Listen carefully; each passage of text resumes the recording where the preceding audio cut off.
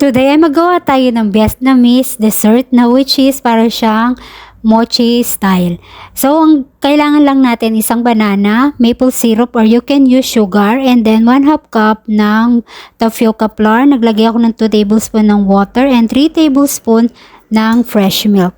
So, yung sugar, if wala kayong maple syrup, you can use 3 tablespoon po. And then, ilagay na natin sa ating molding at steam natin for about 20 minutes.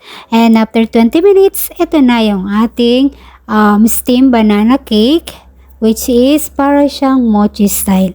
And then on top, maglalagay tayo ng roasted sesame seed at gumawa tayo ng kanyang sauce. So, kailangan natin ng coconut cream, maple syrup, or kung walang maple syrup, you can use sugar. And kapag malapot na siya, isilagay na natin nun. And here it is, our Vietnamese steam banana cake. Bye!